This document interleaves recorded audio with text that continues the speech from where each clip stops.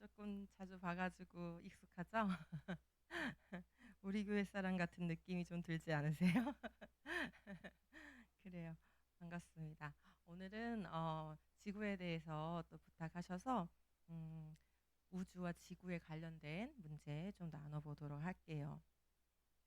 요한복음에 보면은 예수님께서 처음으로 예루살렘에서 예수님이 하시고자 하신 메시지를 처음으로 전하는 장면이 요한복음 3장부터 나오거든요. 그래서 우리가 늘 암송하는 어, 하나님이 세상을 이처럼 사랑하사, 이제 그 말씀이 요한복음 3장부터 나와요. 근데 그 3장에 우리가 그 유명한 그 말씀, 하나님 세상을 이처럼 사랑하사 독생자를 주셨으니, 그 말씀하시기 바로 직전에 무슨 말씀을 하시냐면, 내가 땅의 일을 말하여도 너희가 믿지 아니하거든. 한번 다시 읽어볼게요. 내가 땅의 일을 말하여도 너희가 믿지 아니하거든. 하물며 하늘의 일을 말하면 어떻게 믿겠느냐. 이렇게 얘기를 하신 거예요. 예수님은 어디서 오셨어요? 하늘에서 오셨죠. 이 땅에 살았던 사람 중에 하늘에서 오셨던 분은 단 한 분도 없죠. 예수님밖에 없죠. 그러면은 예수님은 하늘의 일에 대해서 우리에게 말해줄 수 있는 유일한 분 아닌가요? 맞죠? 그래서 하늘의 일을 말해주시려고 오신 거예요. 근데 예수님이 뭐라고 말씀하시냐면, 내가 너네한테 니네가 보고 있는 거, 만질 수 있는 거, 맨날 눈만 뜨면 보는 거, 이 땅의 일을 말해줘도 너네 안 믿더라. 근데 내가 너네가 보이지도 않고 만지지도 못하는 그 보이지 않는 곳에 있는 하늘의 일을, 그리고 영생에 대한 일, 하늘의 일이라는 건 영원한 일을 말하는 거거든요. 예. 그 영원한 일에 대해서 말할 건데 너네 그거 믿을 수 있겠어? 이렇게 얘기하는 거예요. 그러면 여기서 이제 그렇구나 이렇게 생각이 들지만, 한 번 더 생각을 해야 돼요. 우린 항상, 그죠? 예수님이 언제금 우리한테 땅의 일을 말씀해 주셨을까요? 약간 삐딱하게 질문할 수도 있겠죠. 예수님은 언제 땅의 일에 대해서 말해주는데요? 이렇게 그럴 수도 있겠죠. 사춘기 버전으로. 언제 우리한테 땅에 대한 일을 말해주셨을까요? 네, 성경에 나오는 땅이라는 단어는 한국말로 땅이잖아요. 한자로는 뭐라고 해요? 한자로는 지죠, 지. 그래서 태초에 하나님이 지를 창조하시니라 했을 때 그 지가 사실은 땅이에요. 그 이제 우리나라 말은 풍부해. 지, 땅, 이게 다 땅을 의미하니까, 땅이라고 표현할 때는 이 땅 같고, 지라고 표현할 때는 지는 뭐지? 이런 생각이 들고 그러거든요. 근데 사실은 다 영어 성경으로 보면은 땅으로 돼 있든 지라고 돼 있든 the earth로 돼 있어요. 그러니까 뭐예요? 지구, 이거 the earth니까 이 유일한 지구, 그죠? 예. 이 지구에 대해서 얘기하는 거거든요. 그러면 예수님이 우리한테 지금 내가 땅에 대해서 너네한테 말해줬는데 너네 안 믿더라? 언제 말해줬냐고. 이게 비밀이에요, 오늘. 그죠? 예수님은 태초부터 우리 가운데 창조하신 분이시고 또 말씀하신 분이에요. 예수님이 창조주라는 걸 믿으세요? 믿으세요? 예. 예수님이 창조주세요. 우리는 삼위일체 하나님을 믿어요. 창조하신 예수님이 직접 이 땅에 오셨어요. 근데 창조하시고 나서 아무 일도 안 하시다가 한 수천 년 정도 이렇게 잠자고 계시다가 오셨어요? 아니죠. 창조하시고 그 다음에도 계속해서 이 만물을 운행하시고, 그리고 역사를 주관하시고 우리 각각의 삶 가운데 개입하시다가 예수님이 제물이 되시기 위해서 오신 거예요. 그런데 그 가운데 이 수천 년의 시간이 흐르는 동안, 창조로부터 예수님 오실 때까지를 우린 뭐라고 해요? 구약 시대라고 하죠. 그죠? 이 구약 동안 예수님이 뭐 하셨어요?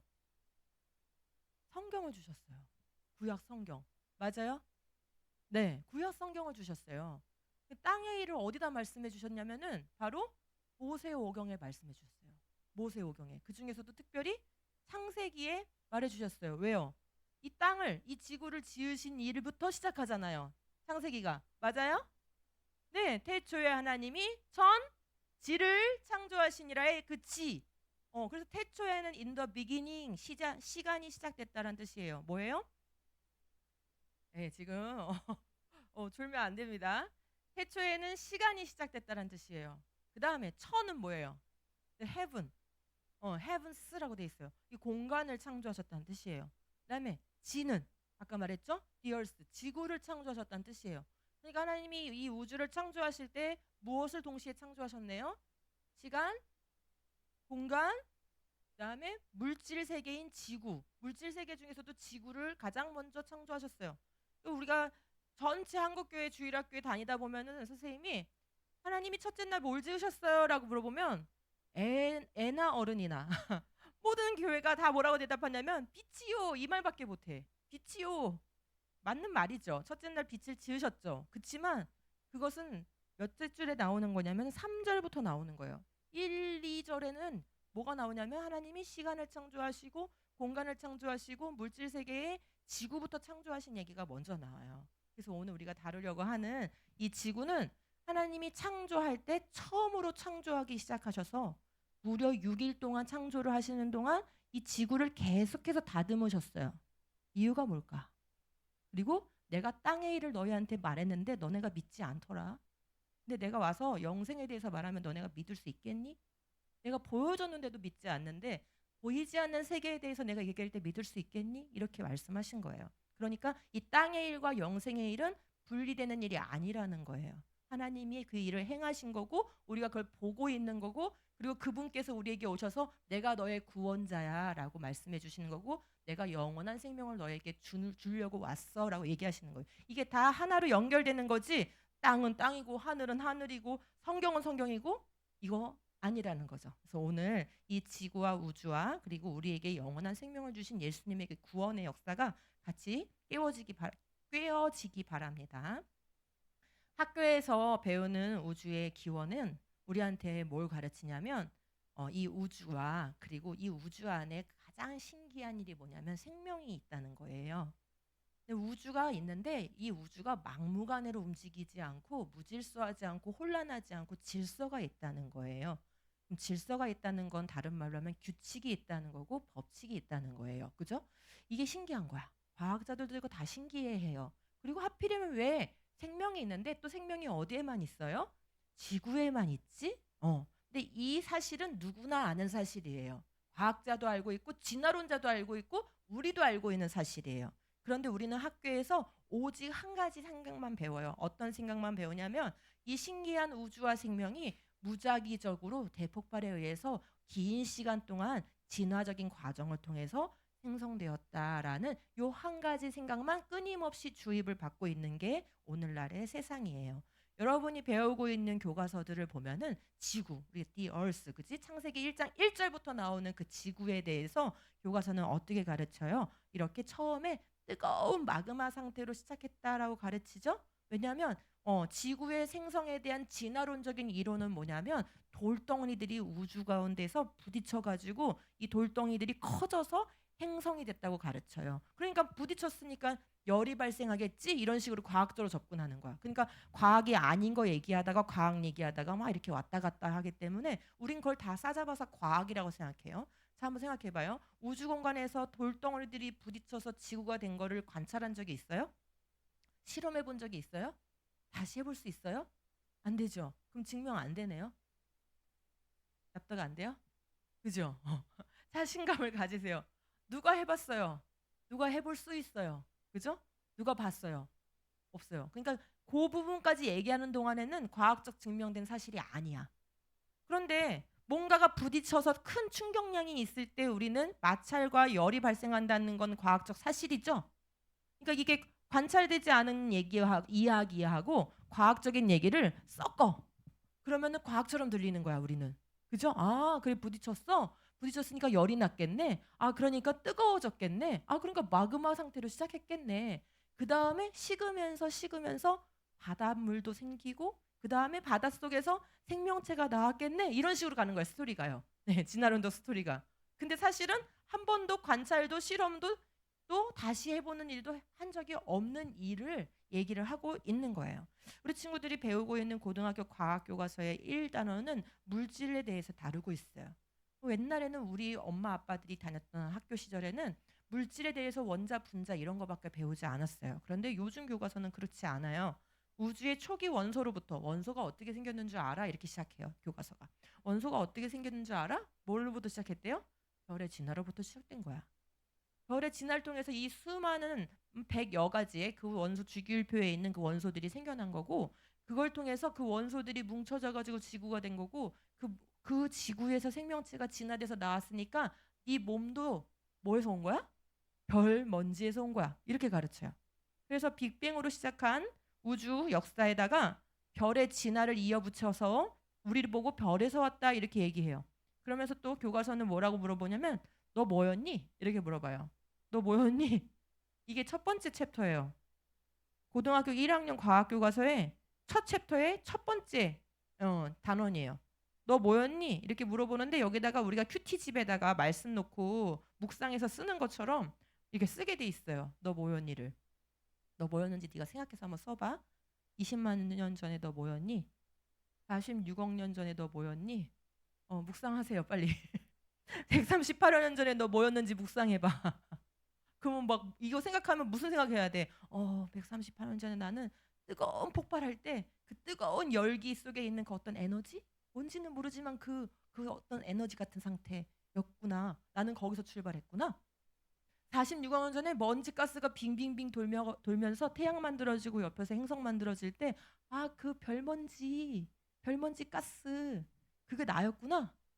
20만 년 전에 네 발로 기던 동물이 두 발로 이렇게 걷게 됐는데 그런 진화 과정 가운데 있는 그 동물이 내 조상이구나. 이거 얘기하라는 거예요, 지금. 이렇게 해서 너가 뭐였는지 이걸 우리는 인간론이라고 얘기하거든요. 인간론. 제일 중요한 거예요. 이 세상에서 알아야 될 가장 중요한 거 두 가지 중에 하나는 신론, 하나님이 누구신가. 두 번째, 인간은 무엇인가. 이거 아는 게 제일 중요한 거고 그거 알려주려고 성경에 있는 거예요. 맞죠? 그런데 과학책에서 너 뭐였는 줄 알아? 이러면서 이렇게 얘기를 하는 거죠. 굉장히 우리가 세계관적으로 많은 혼란한 시대에 살고 있어요. 자, 그러면 별은 어떻게 생겼을까요? 그냥 가르쳐 주니까 그런가 보다 하고 그냥 덥석덥석 받아들이면 안 되죠. 물론 공부하고 시험 잘 봐야죠. 그렇지만 우리가 성경을 믿는 사람들이고 이거 진리라고 믿는다면은 좀 더 파고 들어야 돼요.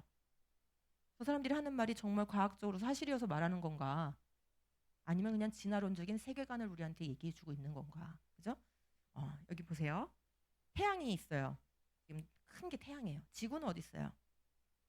지구는 여기 있어요. 점 보여요? 네. 이렇게 크기가 차이가 나요. 지구가 100만 개 정도가 있어야 태양이 돼요. 근데 우리 은하라는 거 알죠? 네, 은하에는 한 1000억 개 정도의 별이 있어요. 근데 그러니까 태양만 별이 아니죠. 그건 알죠? 예. 수많은 별들이 있는데 우리 은하에만 해도 우리 은하에 이런 별이 있어요. 누가 태양이에요? 이게 태양이에요. 아까 지구랑 비교했을 때 그렇게 컸는데 이 아크투루스라는 별 앞에 오면 이렇게 또 작아지는 거야. 그들 앞에만 서면 이렇게 작아지는 거야. 태양보다 100배가 밝아요. 자, 이것만 해도 놀랍죠? 근데 또 있어요. 우리 은하에 아까 이제 태양은 없어졌어. 태양은 사라졌어. 크기를 비교할 수가 없어요. 아크투루스라는 태양보다 100배 밝은 별을 갖다 놨는데 어때요? 이 베텔기우스라는 별은 오리온 자리 알아요? 오리온 자리에 있는 별인데 베텔기우스라는 별은 태양보다 6만 배가 밝아요. 지름이 한 600배 더 커요. 태양보다. 그죠? 여기서 끝이 아니에요. 우리 은하에 아직도 우리 은하를 벗어나지 않았어요. 우리 은하에 슈퍼 자이언트라고 해서 태양 지름의 아까 베텔기우스는 600배랬잖아요. 지름이 얘는 태양 지름의 1500배가 되는 이런 슈퍼 자이언트 같은 별들이 있어요. 어마어마하죠? 그러니까 우리 은하의 크기가 얼마나 큰지. 태양이 점과 같은 거야. 근데 우린 그 옆에 달려있는 행성이죠. 진화론적으로 생각하면은 이 광대한 우주의 지구는 아무것도 아니구나 이렇게 자꾸 생각이 드는 거죠. 정말 그럴까요? 우리가 아는 거 별들이 이렇게 많고 또 그렇게 수천억 개의 별을 갖고 있는 은하가 수천억 개가 있어요. 우주에. 그러니까 이 우주의 광대함이란 오늘날 우리가 알고 있는 천문학을 통해서 알고 있는 우주의 크기는 정말 커요. 한 480억 광년 정도 지금 현재 그렇게 추정하고 있어요. 자, 그런데 아는 건 사실 단순해요. 왜 그럴까요? 세포나 동물이나 식물 같은 건 우리가 직접 해부도 해보고 현미경으로 들여다보고 조작을 해볼 수 있잖아요. 그래서 그 속에 있는 많은 정보들을 얻을 수가 있는데 별과 은하는 뭐밖에 할 수가 없냐면 오는 빛을 받아가지고 그 빛을 연구할 수밖에 없는 거예요. 그러니까 우리가 은하나 별 사진들을 많이 보지만 실제 사진은 거의 없어요. 왜냐하면 사진으로 찍어가지고 찍힐 수 있는 거리를 다 넘어가요. 목성이나 토성 정도는 망원경으로 찍을 수 있어요. 그렇지만 그 밖에 우리 태양계를 넘어가는 것들, 명왕성도 사진이 잘 안 찍힙니다. 예. 그러니까 우리 태양계를 넘어가는 것들은 사진이 아니에요, 사실은. 다 사진처럼 나오지만 사진이 아니고 오는 빛을 받아서 그 빛을 컴퓨터 프로그래밍으로 변환시켜가지고 그래픽으로 처리하는 거예요. 그러니까 빛의 파장에 따라서 그 파장의 세기와 파장의 그 강도와 또 그 파장의 그 주파수에 따라서 그걸 그림으로 바꿔주는 변환 프로그램으로 바꿔서 그림으로 나오는 거예요. 그러니까 실제 사진이 다 아무것도 아니에요. 은하들은 실제로 보고 찍은 게 하나도 없습니다. 예. 자, 그러니까 우리가 아는 건 사실 생각보다 단순해요. 그 빛이 주는 정보밖에 알 수가 없어요. 그럼 빛이 주는 정보는 뭘 알 수 있냐? 온도를 알려줘요. 온도. 색깔에 따라서 온도를 알려줘요. 그러니까 과학 시간에 배워봤죠? 예. 그다음에 이 온도와 에너지의 크기를 가지고 우리는 그 별이 얼마나 큰가, 이 크기 같은 것들을 계산할 수가 있어요. 방정식으로. 그러니까 온도, 크기, 그다음에 거리 계산할 수가 있어요. 이런 거 정도밖에는 몰라요. 그래서 별들에 대해서 우리가 아는 게 그닥 많지 않아요. 크기와 밝기와 표면 온도 이런 것들을 통해서 질량 정도까지는 추정할 수 있습니다. 그다음에 이제 빛을 분석하면은 이 빛에 따라서 이게 수소가 들어있는 별인지 헬륨이 들어있는 별인지 또는 이 별 가운데 어떤 성분들이 들어있는지 원소를 분석할 수 있습니다. 그래서 그 별들의 성분 정도를 추정할 수 있어요. 그것도 완전한 이제 가서 시료를 채취한 게 아니니까 추정하는 거죠. 그렇지만 거의 이제 그거는 맞는 정보예요. 이 정도 알지 그 밖의 것들은 자세히 알지 못합니다. 근데 놀라운 사실은 우리가 알죠. 고대 우주관, 고대의 천문학이 발달하기 전에는 이 모든 별들과 행성들이 하늘에 지금 이 조명등처럼 이렇게 박혀 있는 건 줄 알았어요. 그러니까 하늘이라는 게 이렇게 무슨 막이 있고 그 막에 이렇게 별들이 박혀 있는 줄 알았다고요. 그런데요. 성경은 이게 고린도 전서니까 이미 2000년 전에 쓰인 거잖아요.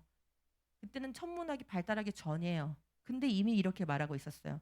해의 영광이 다르고 달의 영광이 다르며 별의 영광도 다른데 별과 별의 영광이 다르도다. 그때의 천문학은 그냥 이 하늘의 모든 별들이 똑같은 거리에 똑같은 에너지로 박혀 있는 줄 알았던 시대예요.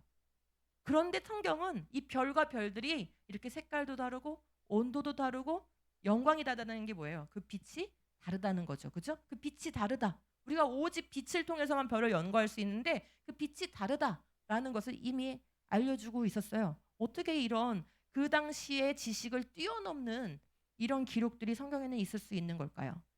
자, 이거보다 훨씬 더 오래전의 구약 시대의 이사야서에서는 하나님이 이렇게 말씀하세요. 너희는 눈을 높이 들어 누가 이 모든 것을 창조하였나 보라. 주께서는 수요대로 만상을 이끌어내시고 각각 그 이름을 부르시나니 그의 권세가 크고 그의 능력이 강함으로 같이 읽어봐요. 시작. 하나도 빠짐이 없느니라. 자, 지금 선생님이 별의 개수, 은하의 개수 이런 걸 얘기해 줬어요. 우리 은하에만 1000억 개가 넘어요, 별이. 그리고 그런 은하가 수천억 개가 있는 게 우주예요. 그래서 이 우주에 있는 별의 개수를 천문학계에서는 10의 22승계 정도라고 얘기해요. 10의 22제곱. 할 수가 없는 양이죠. 근데 그게 우리 지구에 있는 모래의 개수와 유사해요. 그래서 하나님께서 아브라함에게 너의 자손을 모래와 같이 해주겠다, 별과 같이 해주겠다 이런 말씀하시잖아요. 네, 딱 맞는 말씀이에요. 어쨌거나 이렇게 수많은 우리는 인간의 수로는 셀 수도 없는 이러한 수많은 별들을 하나님이 뭐라 하셨냐면은 수요대로 만상을 이 만상이라는 게 별들을 말하는 거예요. 이 만상을 끌어내시고 각각의 이름을 부르신대요. 그리고 하나도 빠짐이 없대요. 하나님이 너무나 자신만만하게 말씀하시죠. 그거 내가 거기 있으라고 한 거야. 그거 내가 다 이름 붙여놨어. 이렇게 말씀하고 계십니다. 자, 그러면 내가 별 면지에서 왔다고 가르치는 교과서의 내용이 정말 맞는 내용인지 한번 봐볼게요. 학교에서 가르치는 내용은 바로 이거죠. 우주에 먼지, 가스, 티끌들이 있었다는 거예요. 이렇게 그냥 퍼져 있었다는 거예요. 근데 우주는 대부분의 공간이 진공 상태와 가까워요.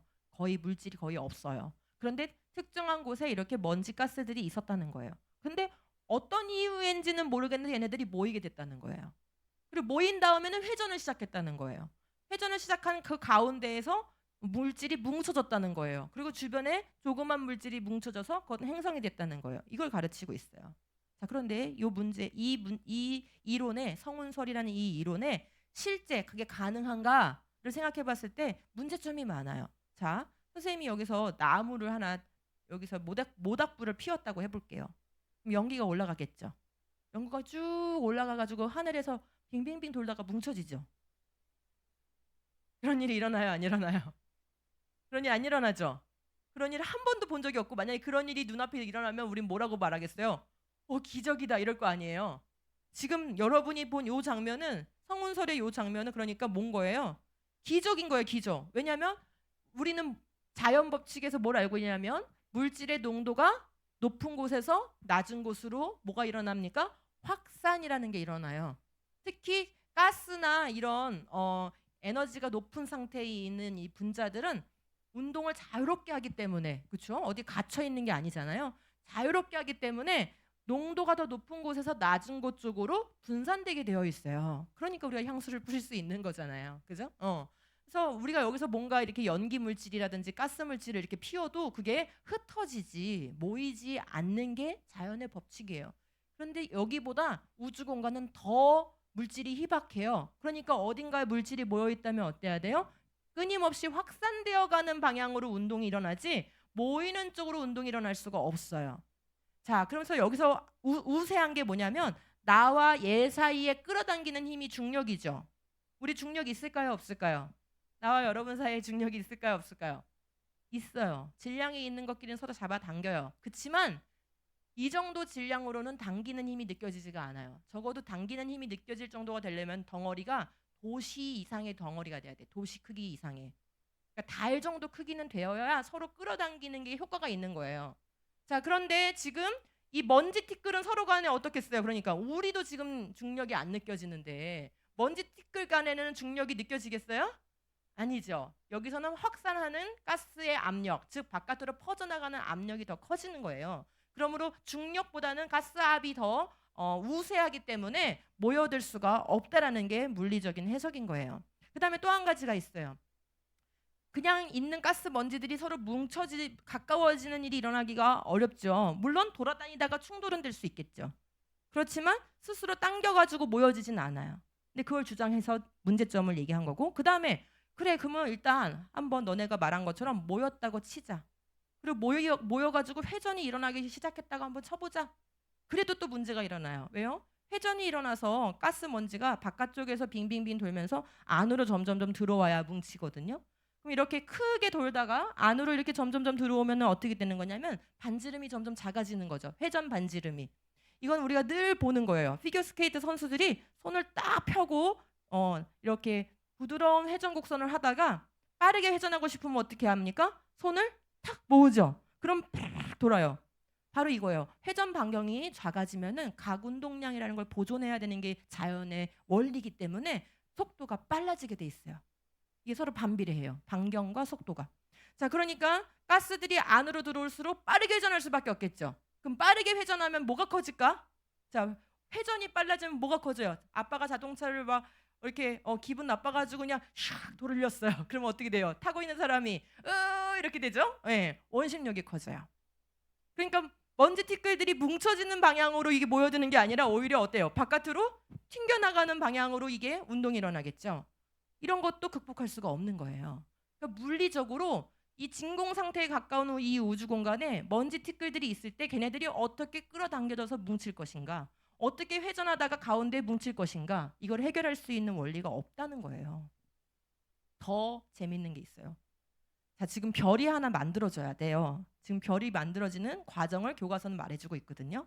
그럼 어쨌든 그래 첫 번째 별이라도 한번 설명해봐 이거죠. 우리는 첫 번째 별이 어떻게 만들어졌는지 설명해봐. 이 수많은 별이 다 생기는 거는 고사하고 한 개라도 한번 설명해봐 라고 이제 얘기를 우리가 물어볼 수 있는 거예요. 근데 이들의 이론에 따르면 보세요. 아까 제가 말했죠. 우주 공간에 가스 먼지가 이렇게 있는데 어떻게 하다 보니까 얘네가 뭉쳐지게 됐대. 어떻게 하다 보면 뭉쳐지게 됐다를 설명 못하는 거죠 지금.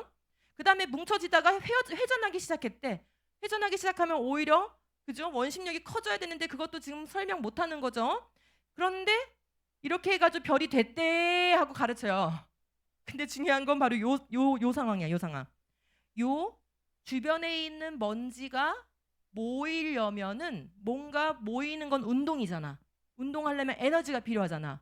그러면 가만히 이렇게 잠자고 있는 것처럼 가만히 있는 먼지티끌을 갑자기 깨워가지고 뭔가 움직여서 이렇게 운동하게 만들려면 에너지가 필요한데 그 에너지가 어디서 왔어? 라고 물어보면 뭐라고 하냐면 옆에 있는 별이 터져가지고 이 별이 에너지를 준 거야 이래요.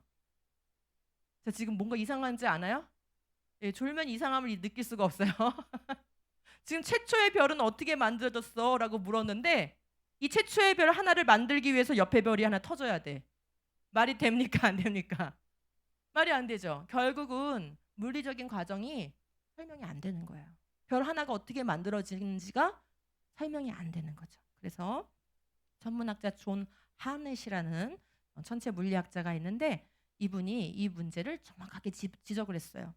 천문학자들은 결국 그래서 별 하나의 원리를 하지 못하기 때문에 뭐를 집어넣었냐면은 보이진 않는데 아주 강력한 중력을 가지고 있는 암흑물질이라는 게 있어. 근데 보이진 않아. 그리고 관찰도 안 돼.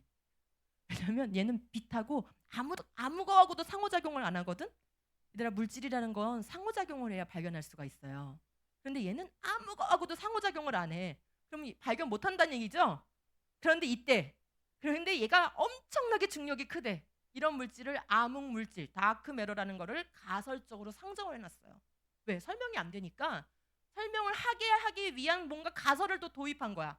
그래서 이 암흑물질이 보이진 않지만 이 먼지들을 다 끌어당겨가지고 중심에 모이게 만들었다라고 얘기를 하는데 결국 무슨 얘기예요? 이거 없으면은 별 만들어지는 게 자연적 과정으로는 설명되지 않는다는 얘기예요.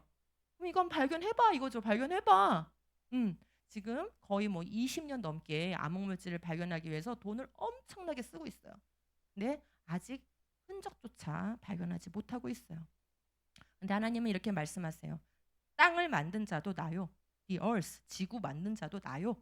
땅 위에 사는 인간을 창조한 자도 바로 나다. 내가 손으로 직접 하늘을 팽팽히 펼쳐 놓았으며 별들에게 명령하여 제자리에 가 있도록 했다. 우리가 이렇게 하늘에 보면은 북두칠성이 보여요. 오리온 자리가 보여요. 카시오페이아가 보여요. 이 모든 별들이 북극성이라는 폴라리스라는 별을 중심으로 회전하는 것처럼 보여요. 근데 다 그 별들은 각자 다 거리가 달라요. 우리가 생각할 때는 북두칠성 7개의 별이 다 같은 자리에 있는 줄 알죠? 아니에요. 다 각자 다른 거리에 있어요. 오리온 자리를 구성하고 있는 별들도 다 다른 거리에 있어요. 근데 우리 눈에 그렇게 별자리로 보이는 것 뿐이에요. 은하들이 그렇게 수천억 개가 있는데 다 자기 자리에 회전하고 있어요. 이 우리 은하에도 수천억 개의 별들이 있는데 다 자기 자리를 회전하고 있어요. 무슨 뜻입니까? 질서정연하게 궤도 운동을 하고 있다는 거예요. 그 모든 게. 그런데 어때요? 무질서하지 않아요. 혼란하지 않아요. 부딪히지 않아요. 우리가 살지 못하도록 방해하지 않아요. 왜요? 하나님이 제자리에 있도록 그렇게 명령해서 배치해 놓으셨기 때문이에요. 이렇게 하나님이 직접 말씀하십니다. 또 광명체들이 하늘의 궁창에 있어. 이거 어디에 써 있는 말씀이죠? 창조 넷째 날. 그죠? 창세기 1장. 광명체들, 이 모든 빛나는 물체들은 하늘의 궁창에 있어 땅을 기출하 하시니 그대로 되니라. 자, 지금 그러면은 광명체들을 짓기 전에 이미 땅은 있었어야 돼요? 맞죠. 근데 진화론은 어떻게 가르쳐요? 빅뱅이 시작이고 그다음 뭐가 만들어졌대? 별이 만들어졌대. 그다음에 은하가 만들어졌대. 그다음에 그 은하들 중에서 어떤 은하 중에 우리 은하가 있는데 우리 은하에 어떤 별이 폭발해야 또 옆에 별이 만들어져. 이런 과정들이 수십억 년, 100억 년 이상 진행되다가 우리 태양이 만들어지고 태양 옆에서 지구가 만들어졌대. 이렇게 순서가 되죠? 그러니까 지구가 나오려면 100억 년 이상 기다려야 돼. 근데 하나님 아니 그거 아니야. 지구가 먼저 있었어. 첫째 날 태초에 하나님이 천지를 창조하시니라. 1절부터 나오는 거야. 지구가 먼저부터 만들어지고 있었어. 그리고 내가 넷째 날 이 하늘에다가 별들을 광명체들을 창조했어 라고 말씀하시는 거죠. 그래서 광명체들은 넷째 날 그리고 이 지구는 첫째 날부터 창조가 되고 있었다라는 거예요. 이게 성경이 가르치는 순서입니다. 자, 그러면 행성은 어떻게 만들어졌을까? 진화론에서 말하는 이 행성들은 작으니까 별은 크고 행성들은 작으니까 뭐가 이상한 게 나오네요. 밀려버렸어. 이 별은 크고 여기만 건들면 이러네. 별은 크고 행성들은 작으니까 행성 만들기가 더 쉬울 것 같지만 반대예요. 행성들이 만들어지는 게 더 어려워요. 왜냐하면 특별히 요거를 우리는 뭐라고 하냐면은 지구형 행성이라고 들어봤어요? 그죠? 지구형 행성이라고 불러요. 얘네들은 전부 다 땅을 갖고 있어요. 발 딛고 설 수 있는 땅이 있는 행성들이에요. 얘네들은 다 가스와 얼음으로 되어 있기 때문에 발 딛고 설 수가 없어서 여기는 우주선을 착륙을 시키지 못합니다. 우주선을 착륙시키고 싶으면 얘네들이 가지고 있는 위성에다가 우주선을 보내야 돼요. 그러니까 이 땅을 가지고 있는 행성들이 작아 보이지만 이거 만들기가 어려워요. 왜요? 먼지 가스가 뭉쳐서 땅이 돼야 되니까. 너무 어려운 거야. 그래서 설명하는데 이렇게 얘기해. 가스가 먼지가 된대. 그 다음에 서로 붙어가지고 덩어리가 된대. 그 다음에 이 덩어리들이 또 붙어서 돌덩어리가 된대. 그러니까 뭐 믿거나 말거나 여기까지. 그 다음에 이 돌덩어리들이 성장해가지고 미행성체가 된대. 이 미행성체가 되는 거는 이 정도가 되면 도시 정도 사이즈가 돼야 돼. 도시. 광명시 정도 되는 돌덩어리가 먼지가스가 뭉쳐가지고 돼야 된다고요, 여러분. 증명 좀 해봐요. 근데 이 모든 게 되는 것 자체가 말이 안 되지만 여기까지 다 됐다고 쳐도 문제야. 자, 보세요. 수미터 크기의 돌덩이가 수킬로미터 단위의 미행성체로 되는 그 과정, 주요한 그 과정이 미해결 문제다. 어떻게 되냐 이거예요. 돌덩이가 되는 것도 문제인데 그 돌덩이가 뭉쳐서 어떻게 그렇게 성장하게 되느냐. 그 다음에 이 돌덩이들이 서로 뭉쳐져서 커진다고 하는데 이렇게 날아가다 서로 충돌하게 되면은 뭉쳐지는 게 아니라 어떻게 되겠어요? 그쵸? 우주 공간은 공기가 없기 때문에 속도가 줄지 않아요. 한번 100으로 시작하면 그냥 쭉 가는 거예요. 그렇기 때문에 속도가 줄지 않기 때문에 뭐가 이렇게 막아주는 게 없어. 그냥 충돌하는 거예요. 그러면 부서지지. 이게 어떻게 합쳐지냐, 병합되냐. 이런 모든 것들이 이 과정들이 물리적으로 설명이 안 된다라는 것이죠. 이 미행성체들이 한 번은 형성됐대. 이 교과서가 하는 말은. 왜? 있으니까. 더욱이 커질수록 중력적 부착을 통해 보다 더 큰 행성체로 성장을 일으킬 것이다. 단 이것이 어떻게 일어나는지는 모른다는 거예요. 그러니까 천문학자들도 과학적으로 이걸 들여다봤을 때 있긴 있으니까 언젠가 만들어는 졌겠지. 그렇지만 어떻게 그렇게 됐는지 그 메커니즘은 모른다는 거죠. 종합하면 나는 모든 것이 태양계의 기원에 대한 심각한 반론을 제기한다고 생각한다. 이 주제에 대한 현재 상태의 결론은 태양계가 존재할 수 없다. 과학적으로 접근해서 물질들이 저절로 태양 만들고 물질들이 저절로 행성 만드는 이런 과학적인 이런 설명 방법, 자연적인 설명 방법으로는 태양계 하나 설명할 수가 없다. 별 하나 설명할 수가 없다. 뭔가 가설을 만들지 않고는 지금 이 모든 것들이 존재하는 과정을 말해줄 수가 없다. 이렇게 얘기하고 있어요. 자, 그럼 지금 여기서 설명되는 부분이 어디입니까? 빅뱅으로 우주가 시작됐다는 거 증명이 됩니까? 증명 안 됩니다. 가설이에요, 이것도. 그 다음에 태양이 만들어졌다는 거, 별 하나 만들어지는 원리가 설명이 안 되죠. 행성이 하나 만들어지는 원리가 지금 설명이 안 됩니다. 그럼 그 중에서 지구가 어떻게 만들어졌는지 설명이 됩니까? 안 되죠. 이 다음은 생물의 진화 부분에서 다루는 내용인데 오늘은 여기까지만, 그죠? 지구까지만. 설명이 안 되는 겁니다. 그런데 마치 모든 게 다 뭐처럼 가르쳐요? 다 사실인 것처럼 가르치죠. 이게 우리 교육의 문제인 거예요. 선생님이 여러분 아침이라서 빅뱅 얘기 다 빼고 조금만 가져왔는데 들을래요? 아니면 지구로 넘어가고 싶어요? 들을래요? 오케이. 한 명이 듣는다고 아주 명확하게 의사 표현했습니다. 땡큐. 진짜 어려운 거 다 빼고 조금만 갖고 왔어. 왜냐면 빅뱅이 교과서에 계속 나오니까. 자, 학교에서 빅뱅을 배울 때 우리 친구들한테 가장 빅뱅의 중요한 증거로 가르치는 게 몇 가지가 있는데 그 중에 한 가지가 우주 배경 복사예요. 그 다음에 하나가 적색편이죠. 그죠? 이 두 가지를 가장 중요한 증거로 가르칩니다. 그런데 다 못하고 오늘은 우주 배경 복사 일단 얘기해 볼게요. 우주 배경 복사라는 건 뭐냐면 이제 1960년대에 그때는 이제 안테나가 지금과 같이 좋은 안테나가 아니었어서 더 성능이 좋은 안테나를 개발하던 사람들이 있었어요. 펜지아스가 윌슨이라는 사람이 그걸 개발하고 있었어요. 그래서 성능이 좋은 안테나를 자기들이 개발했는데 자기들이 생각해봤을 때 완벽해. 얘 안테나가.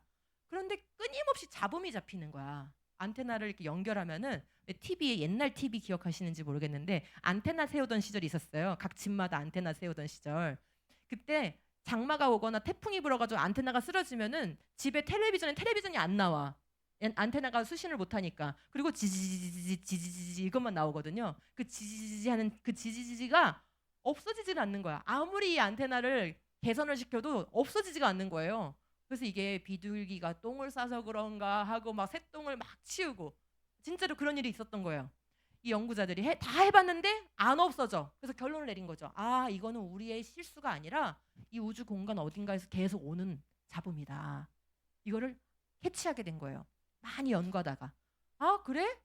그러면은 이걸 본격적으로 연구해보자 했더니 정말로 이 우주 공간 모든 방향에서 아주 극저온에, 그러니까 온도가 아주 낮은 물질이 계속 보내는 전파가 오고 있다는 것을 알게 됐어요. 그러니까 우리는 느끼지 못하지만 우주 공간으로부터 계속 지금 전파가 오고 있는 겁니다. 근데 이 모든 방향에서 오는 이 전파를 전파는 파장이 있기 때문에 파장을 가지고 온도를 알 수가 있어요. 이 온도를 측정을 해보니까 약 과학자들이 쓰는 켈빈 온도로 3K 정도인데 우리가 쓰는 이제 섭씨 온도로 치면은 영하 270도 정도예요. 영하 270도. 그렇게 극저온에 우리가 영하 273도가 되면은 과학적으로는 모든 게 멈춰버리는 온도라고 얘기합니다. 그게 절대 영도죠. 그게. 근데 영하 273도 아니고 영하 270도. 이 정도의 극저온의 전파가 모든 우주 공간에 있다는 거야. 이게 오는 거야. 그럼 이게 왜 오냐? 오는 건 알겠어. 전파가 있다는 건 알겠어. 측정이 됐으니까. 근데 왜 오냐를 설명해야 되잖아요. 근데 그 왜 오냐는 이제 썰을 붙이기 나름이야. 해석은. 왜? 그 전파가 있는 이유를 본 사람도 없고 실험도 해볼 수가 없고, 그죠? 네, 그렇기 때문에 이유를 붙였는데 그게 빅뱅론자들이 빅뱅 후에 이 우주가 팽창하면서 처음엔 뜨겁게 시작했지만 팽창하다가 온도가 떨어져가지고 38만 년 정도가 지났을 때 3000K 정도가 될 때가 있었는데 이 3000K로부터 지금 138억 년이 지났기 때문에 온도가 1000분의 1로 떨어져가지고 3K가 된 거예요 라고 설명을 빅뱅론자들이 그걸 딱 가로채가지고 이 우주의 배경을 보수하는, 그러니까 빅뱅의 증거예요 라고 이렇게 제시를 하게 됐어요. 이것 때문에 빅뱅 이론이 확 전 세계에 아주 주류 이론으로 자리 잡게 된 거예요. 그런데 문제가 생겼어요. 그래? 우주 전체에 온도가 균일한 뭔가 물질들이 분포하고 있어? 온도가 균일한 에너지가 우주 전체에 분포하고 있어? 그거 참 신기한 일이네. 온도가 마이너스, 그러니까 0점 밑에 5자리까지 다 똑같아. 2.27125면은 2.7212오면은 그 다음에는 2.721256 이 정도야. 그러니까 그 5자리까지는 똑같고 6자리부터만 달라지는 거야. 그러니까 굉장히 온도가 균일한 거죠. 그거 굉장히 심각한 문제네. 무슨 심각한 문제가 생겼냐면요. 보세요. 우리가 에너지가 서로 상호작용을 해야 온도가 같아질 수가 있어요. 나랑 내 친구의 손의 온도가 똑같으려면 어떻게 하고 있어야 돼요? 계속 잡고 있어야 되죠. 그죠? 냄비 안에 있는 물의 온도가 똑같으려면 어때야 돼요? 물이 이렇게 끓어가지고 계속 대류가 일어나야 되죠. 그죠? 열이 순환을 해야 돼. 열이 서로 주고받아지지 않으면 온도가 똑같을 수가 없어요. 근데 우주 공간이 지금 광대하잖아. 그럼 여기에 있는 애하고 저기 있는 애하고 온도가 똑같다는 얘기야 지금. 이게 우리한테는 놀라운 일이 아니지만 과학자들이 생각했을 때는 하고 뒤로 넘어갈 만큼 놀라운 일인 거예요. 저기 있는 애하고 여기 있는 애하고 온도가 똑같아? 그러면 뭐 했어야 돼요? 에너지를 주고받아야 되죠. 그럼 가서 만날 수도 없고 대류가 일어나기엔 너무 큰 공간이죠. 오직 한 가지 방법밖에 없어. 빛으로 복사, 에너지를 복사로 왔다 갔다 상호작용할 수밖에 없는데 빛의 속도로 가도 80억 년이야. 예를 들면 쟤하고 나하고 80억 년이야. 빛의 속도로 가도. 그러면 한 번 갔다 한 번 오는데 얼마 걸릴까? 160억 년이 걸리죠. 그럼 여기서 이제 문제가 생겼네. 왜요? 아니 빅뱅 이론가들이 우주 나이를 막 불려놨어. 어디까지 불려놨어요? 138억 년까지 불려놨잖아. 근데 한 번만 갔다 왔는데 160억 년이 필요해. 근데 한 번 갖고 온도가 똑같아질 수 있나? 아니고 무한히 왔다 갔다 해야 돼. 무한히. 지금도 계속 왔다 갔다 하고 있어야지만 여기 온도하고 저기 온도가 같을 수가 있는 거예요. 그럼 말이 돼요, 안 돼요? 빅뱅이 거짓말이라는 증거가 탁 드러난 거야. 그러면 이론을 버려야 되잖아요. 근데 버릴 수가 없는 거야, 이 사람들은. 왜? 빅뱅 말고는 진화론을 설명할 수 있는 이론이 지금 없어. 진화론을 버릴 수 없기 때문에 이 사람들은 빅뱅 이론을 어떻게든지 붙들어야 되기 때문에 이게 60년대 말에 일어난 일이에요. 거의 1970년 거의 다 돼서 10년 동안 이렇게 하고 있었어. 근데 이 사람들이 잔 게 아니야. 열심히 연구를 한 거야. 어떻게 하면 이 문제가 아닌 것처럼 할 수 있는가를 연구를 한 거예요. 진심으로. 그러니까 여러분도 하나님을 진심으로 믿어야 진리를 증거할 수 있지. 뭐 누가 알아주겠지. 뭐 누가 어떻게 해주겠지. 이러면 절대 그 일이 해결되지가 않아요. 그러니까 이렇게 우리가 찌질하게 과학교과서에서 진화론 배우고 살아야 되는 거야. 우리가 진리를 가졌음에도 불구하고 이런 거 생각하면 분노가 일어나야지 정상인 거예요. 근데 이 사람들은 딱 여기서 10년 엎드려 있었어. 그러더니 MIT 공대에 있는 앨런 구스라는 사람이 걱정하지 마. 내가 수학적으로 해결해 줄게. 하고 10년 만에 딱 이론을 내놨는데 인플레이션이라는 이론을 내놨어요. 우리 친구들 배우죠? 학교에서 인플레이션 급팽창 이론. 이 사람이 내놓은 이론이 뭐냐면 빅뱅은 어차피 관찰해서 실험해서 연구되는 학문이 아니에요. 그냥 지금 현재 우주가 팽창하고 있는 것 같다라고 관측이 되니까 그것도 관측된 사실이 아니라 적색 편의를 팽창으로 해석하고 있는 거예요. 이 해석을 거꾸로 적용시켜서 지금 그래 팽창하고 있어? 그러면 과거에는 더 작았겠네 어디까지 작았겠네? 전자 크기만큼 작았겠네. 이렇게 가설을 세운 거예요. 그러면 이 가설이 다 수학이야. 수학적인 식으로 돼 있는 거죠. 이 수학식에서 약간의 변수를 바꾸면 이걸 설명할 수 있겠다라는 아이디어를 낸 거야, 이 사람이. 그래가지고 우리는 수학식을 잘 모르니까 그림으로 보여줄게. 처음에 빅뱅 모델은 이 한 점에서부터 폭발해서 균일한 팽창을 해왔다고 생각해왔어요. 그러니까 처음부터 똑같은 속도로 팽창해왔다고 주장해왔어요. 그게 처음에 빅뱅 이론이에요. 그런데 이 우주 배경 복사가 서로 온도가 똑같은 문제, 우리 이걸 지평선 문제라고 하는데 이 지평선 문제 해결이 안 되니까 이 급팽창 이론을 제시하면서 어떻게 했냐면 처음에 말이야 대폭발 되자마자 갑자기 확 커진 거야. 이렇게 확 커진 거야. 10의 마이너스 43승초에서 10의 마이너스 35승초까지 무슨 초야 이게? 0.000002 43개 찍혀야 되는 초야. 그 짧은 시간 동안만 갑자기 우주가 빛의 속도의 수조배로 갑자기 확 커진 거야. 그러다가 갑자기 멈췄어. 그러다가 확 커졌다가 갑자기 완만한 팽창을 하다가 지금에 이르게 된 거야 라는 이론을 만들게 된 것을 우리는 인플레이션 이론이라고 얘기하고 앨런 구스와 몇 명의 천체 물리학자들이 만든 겁니다. 아주 수학의 도사들이죠. 이 사람들이 요 구간만 빠르게 팽창했다고 얘기하면은 온도가 왜 다 똑같냐? 요 문제를 해결할 수 있다라는 수학적 해결법을 내놓은 거예요. 자, 그러면 질문. 정말 우주가 대폭발했는지, 폭발하자마자 급팽창했는지 봤어요? 실험해 볼 수 있어요? 재현이 됩니까? 다 안 되는 거예요. 다 가설이에요. 다 가설. 팽창하고 있는데 과거로 돌리면 한 점에 뭉쳐 있었을 거라는 가설. 폭발이 됐는데 폭발을 왜 했는지도 몰라. 그런데 폭발이 됐다는 가설. 그 가설에 갑자기 또 뭐해? 급팽창했다라는 가설을 또 추가하게 된 거죠. 왜? 설명이 안 되니까.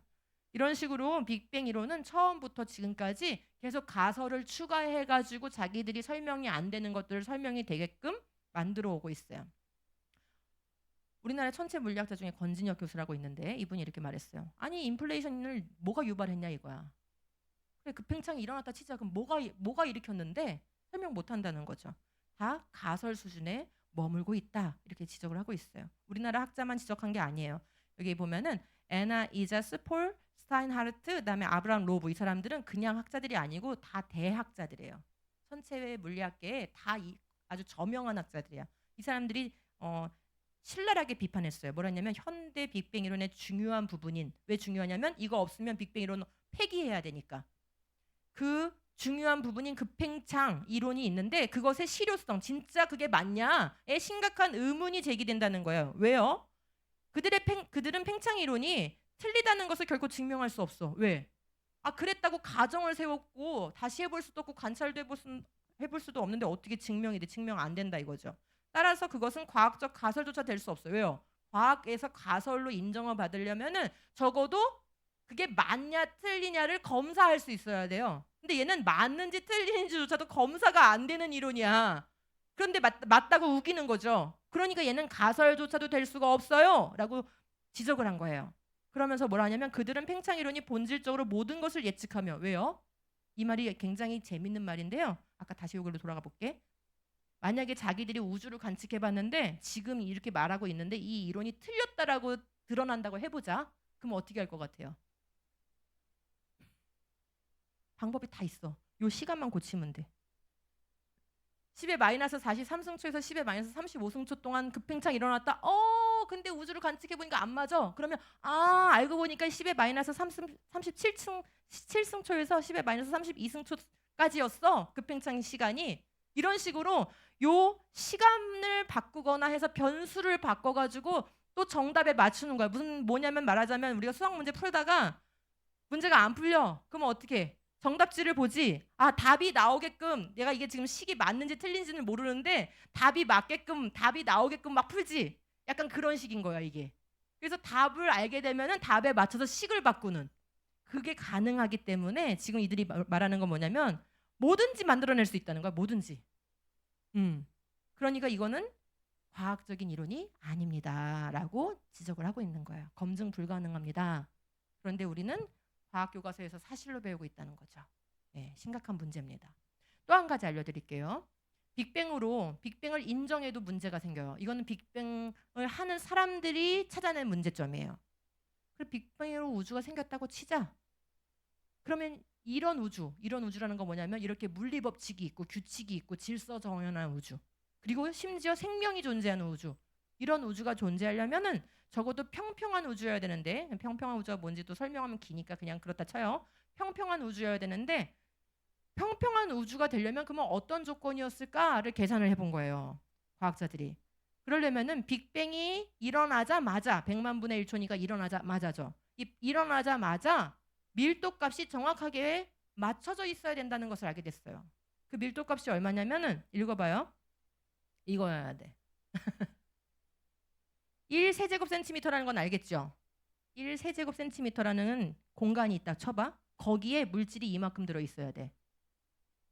근데 언제? 빅뱅 일어나자마자 딱 100만 분의 1초일 때 딱 그때 1세제곱센티미터라는 공간 안에는 반드시 이만큼의 물질이 들어있어야지만 그것이 팽창해서 부풀었을 때 오늘날의 이와 같은 우주를 만들 수 있다라는 계산을 하게 된 거예요. 근데 과학자들이 궁금했어. 그러면 요값만 허락이 되나? 딱 요값만? 어느 정도 범위가 있을까? 하고 계산을 해봤는데 지금 어떤 값이 달라졌어요? 모두 똑같고 끝에 자리 한 자리만 다르죠? 이게 허용이 안 된다는 걸 알게 됐어요. 그러면 또 이제 여러분 놀래야 되는데 지금 과학적 지식이 없어서 안 놀래고 있죠 지금. 그냥 놀라는 척을 해. 이 값이 딱 그 값으로 맞춰져야 된다는 거야? 우연히 우주가 만들어졌는데 우연히 만들어진 우주가 이런 우주가 되려면은 밀도값이 정확하게 그 값이 딱 맞춰져야 돼? 이게 10의 60승분의 1의 확률이에요. 10의 60승분의 1. 100원짜리 동전을 100개를 모두 다 던져가지고 앞면이 나왔어. 한 번만 해도 이건 기적이죠? 100개가 모두 다 앞면이 나왔어. 근데 그거를 3번 연거푸 앞면이 나와야 돼. 그런 확률이에요. 된다는 거예요? 안 된다는 거예요? 네, 안 된다는 거예요. 확률적으로 불가능해요. 그랬더니 자, 이러면 어떻게 한다고 얘네들이? 이론을 버린다고? 아니라니까. 이렇게 말을 바꾸고 있어요. 이 값은 누구도 완벽하게 예측할 수 없다. 예측할 수 없죠. 어떻게 예측해? 정확하게 그 값을 딱 맞춰야 되는데. 그러면서 이렇게 얘기합니다. 우주의 밀도 역시 이렇게 결정되었다. 그렇기에 자, 할 수 없는 일이니까 누굴 등장시켰어요? 신을 등장시키기는, 그러니까 신의 딸을 등장시켰어. 그러면서 신의 딸조차 그럴듯한 우주, 이와 같이 진짜 멋진 우주를 만드는데 불가능했다 이렇게 말해야 되잖아. 근데 그게 아니라 시험용 빅뱅을 일으켜야 된대. 어머? 무슨 얘기야? 빅뱅이 한 번이 아니고 수없이 많은 빅뱅을 일으켜야 된다는 이론으로 바꾸고 있어요. 들어봤을 거예요. 다중우주론. 들어봤어요? 우주가 다중 몇 개가 있냐면 멀티플 엄청 많대. 10의 500승계만큼 있대 우주가. 그럼 빅뱅이 10의 500승만큼 일어났어야겠네? 예를 들면 무한번의 빅뱅이 있었다는 거예요. 무한번의 빅뱅 중에 한 번 정도는 아까 그 값을 딱 맞출 수 있는 우주가 한 번은 있을 수 있지 않겠어? 왜? 무한분의 1이니까. 말이야. 그죠? 야, 그죠? 어. 결국은 뭐예요? 설명할 수 없으니까 무한번의 확률에다가 이 가능성을 맡겨버리게 되는 거죠. 우연히 그렇게 됐을 가능성, 확률적 가능성. 근데 무한분의 1이라는 거는 안 일어난다는 거하고 똑같은 거예요, 사실은. 이렇게 해서 네, 검증할 수 없는 가정의 가정을 계속 더하고 있습니다. 이런 상황이 되자 슈타인하르트라는 대물리학자는 이렇게 얘기했어요. 우리는 빅뱅이 우주의 시작인지 알지 못하며 이는 언제나 가설이었을 뿐입니다. 아, 이 사람이 아까 그 인플레이션 이론을 같이 만들었던 사람이에요. 근데 알게 된 거야. 인플레이션을 주장하면 결국은 뭐 할 수밖에 없다는 걸? 다중 우주론으로 갈 수밖에 없다는 거. 무한번의 빅뱅이 있었다는 가정을 받아들일 수밖에 없다는 걸 알게 된 거예요. 그래서 이 사람이 딱 생각했어. 이 사람은 진짜 과학자인 거야. 하나님을 믿지는 않지만 과학자인 거야, 이 사람은. 그래? 그럼 무한번의 빅뱅이 있었다고 치자? 그거 어떻게 검증할 수 있어? 검증이 안 되잖아요. 검증하지 않는 거는, 검증되지 않는 건 과학이 아니지. 나는 빅뱅 틀린 이론이라고 생각하고 버릴래. 틀렸어. 지금 여기까지 100년 연구해보니까 틀렸어. 과감하게 버릴래. 지금 그 얘기를 하고 있는 거야. 언제나 가설이었다는 거죠. 이는 단지 팽창하는 우주의 시간을 거꾸로 돌렸을 때 아인슈타인 이론에 의하면 하나의 점에서 시작되었을 거라고 가정했다는 거예요. 그리고 그 가정에서 시작해가지고 지금까지 이 가설 저 가설 붙여가지고 설명하려고 100년을 해봤는데 어떻게 된다는 거죠? 예, 가설만 더 늘어날 뿐 하나도 검증이 안 된다는 거예요. 결국은 마지막에 와가지고는 무한번의 빅뱅이 있었다는 영원히 검증할 수 없는 그런 가설로 가버리게 되니까 자기는 이제 빅뱅이 마음에 안 든다는 거죠. 빅뱅이 시작이 아니라고 생각하고 다른 가능성에 대해서 고려해보는 것은 전혀 문제되지 않습니다. 여러분, 빅뱅이 마음에 들지 않으면 버리세요. 난 버렸어요. 난 다른 이론 연구할 거예요. 이렇게 얘기한 건데 대학자는 이렇게 얘기하는데 우리는 찌질해갖고 난 빅뱅이 교과서에서 배우고 있는데 어떻게 아니라고 말해. 친구들한테 아니라고 말할 수가 없어 나는. 이러면 돼요 안 돼요? 그렇죠? 예. 오히려 그 분야를 잘 아는 사람은 자신만만하게 난 버리겠다. 이 이론은 이제 글렀어. 검증되기 글렀어. 이렇게 얘기하고 있는 거거든요. 그러니까 이렇게 얘기하면 돼요? 교과서가 이렇게 가르치면 되는 거예요? 증명된 사실인 것처럼 이렇게 가르치면 안 되는 거죠. 자, 그럼 이제 지구 한번 얘기해 볼게요. 조금 어려운 얘기 이제 끝났어. 이제 다 쉬운 얘기예요. 우리가 살고 있는 지구에 살고 있지만 막상 우리가 어떤 지구에 살고 있는지 잘 몰라요. 보세요. 아까 선생님 처음 얘기해 준 창세기 1장 1절 2절. 성경의 제일 처음 절이 얼마나 중요한 절입니까? 성경의 제일 첫 번째 절. 처음에 시작이 있었는데 자, 우주 시작했다는 거예요, 하나님이. 그 우주 시작 전에는 뭐가 있었어? 아무것도 없었지. 우린 그래서 무로부터의 창조를 믿는 거예요. 성경은 무에서부터 하나님이 말씀으로 이 우주를 시작하셨다라고 믿는 거예요. 그렇게 가르치는 거예요. 그래서 그 무에서 시작된 게 뭐냐면은 하나님 말씀으로 시작하게 하신 게 시간을 시작하게 했어요. 그 다음에 뭘 시작하게 했어요? 해분? 공간을 시작하게 하셨어요. 그 다음에 물질을 만드셨는데 제일 먼저 언급된 물질이 뭐예요? 지구라는 거예요. 그래서 시간, 공간, 물질, 우주의 3요소죠. 오늘날 또 현대 과학도 이걸 부정하지 못해요. 이 우주의 3요소가 시간, 공간, 물질이야. 분리되지 않아요. 이것을 창조하시면서 시작했는데 지구가 첫째 날부터 등장한다는 겁니다. 자, 태양계에서 지구가 여기 있어요. 수, 금, 지 세 번째 자리에 있죠. 왜 이 자리에 있을까? 우연일까요? 자, 보세요.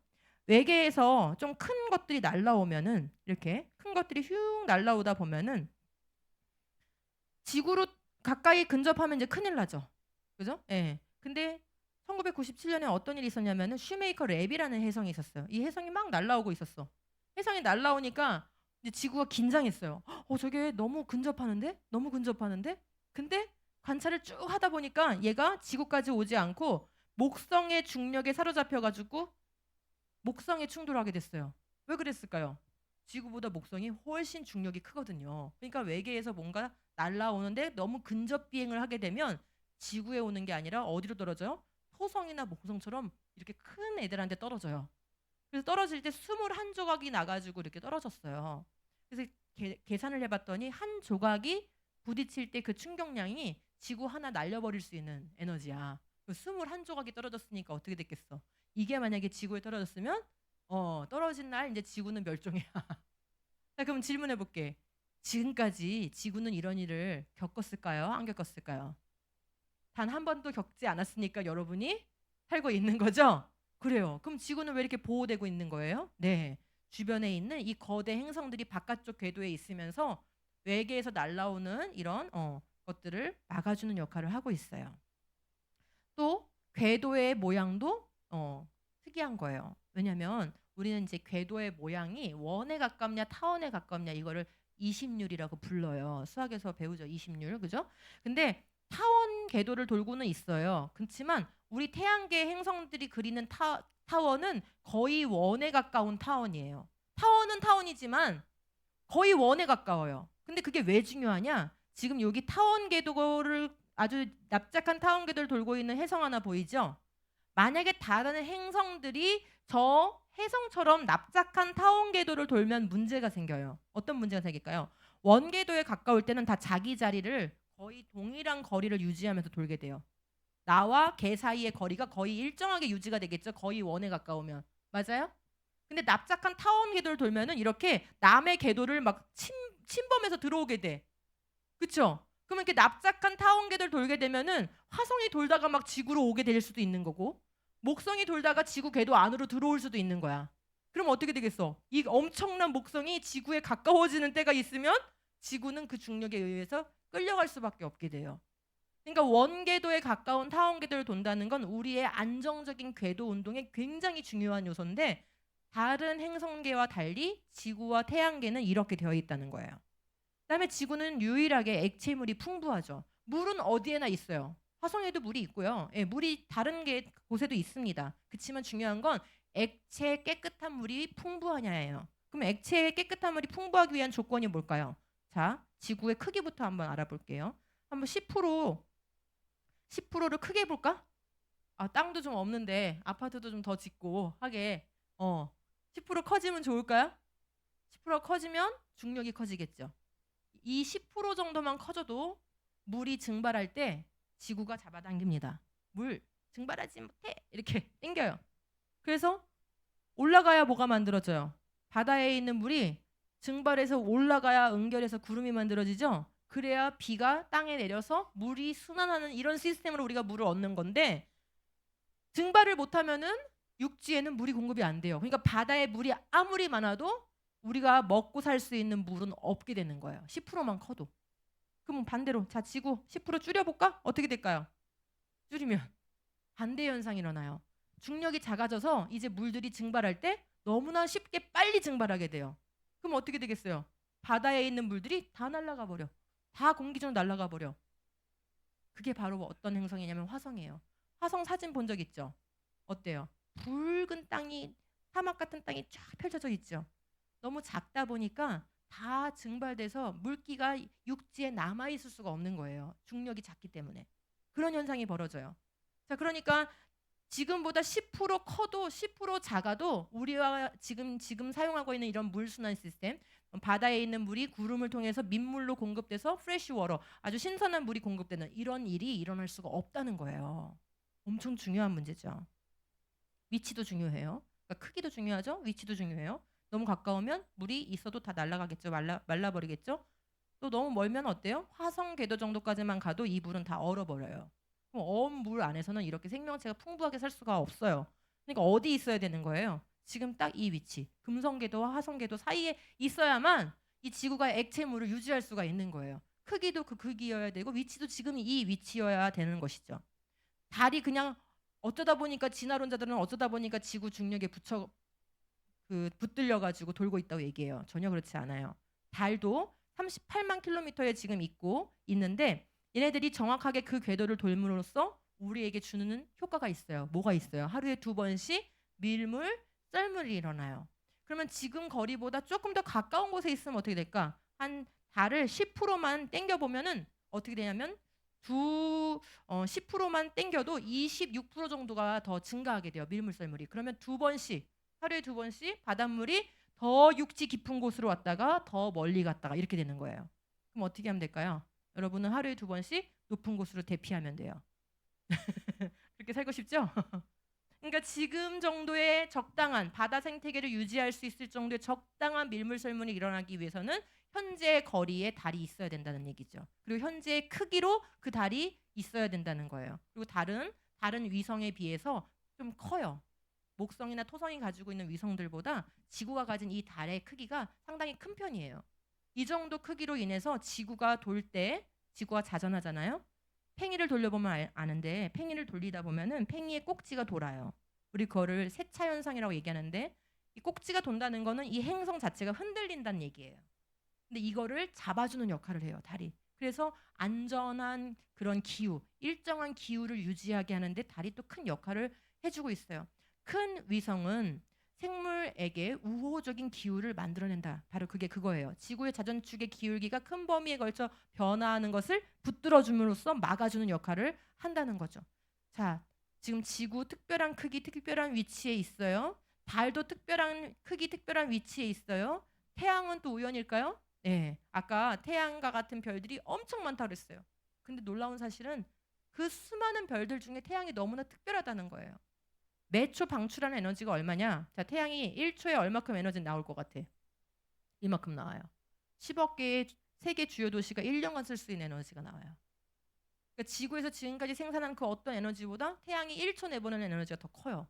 그러니까 어마어마하게 에너지를 발전하고 있는 거예요. 핵융합 반응이라는 거 배웠죠?